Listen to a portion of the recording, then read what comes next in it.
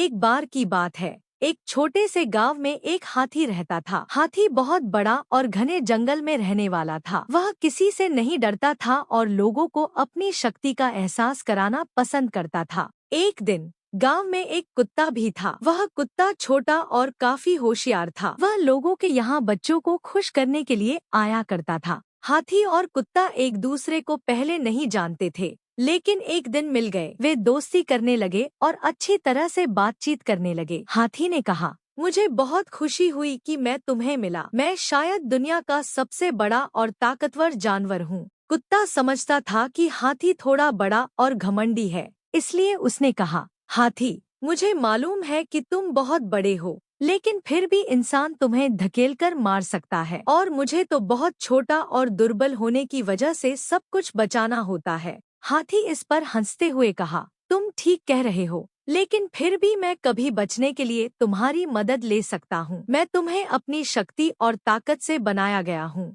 कुत्ता गंभीर रूप से बोला, मैं जानता हूँ कि तुम कितने शक्तिशाली हो, लेकिन प्रेम और सहायता देने की क्षमता मेरे पास है। यह सुनकर हाथी सोच में पड़ गया। वह समझ गया कि शक्ति और ताकत के बावजूद प्रेम और मदद कुछ भी नहीं होते हैं। हाथी ने खुद को आजमा कर देखने का फैसला किया और वह बच्चों के संगीतायन में से एक साझा करने के लिए खुद को मंडराने लगा। यह देखकर कुत्ता बहुत खुश हुआ और उसने कहा, हाथी, तुमने सबके दिल जीत लिए हैं। तुम्हारी हमारे गांव में बहुत जरूरत थी, जहां हमेशा खुशी और प्रेम की कमी महसूस होती थी। हाथी बहुत खुश हो गया क्योंकि उसने समझ लिया था कि हाथी और कुत्ता एक ही गुण रखते हैं, प्रेम और सहायता देने की क्षमता। यह बात हाथी के जीवन में एक महत्वपूर्ण सीख थी कि शक्ति और ताकत से भी बढ़कर प्रेम और सहायता का महत्व होता है।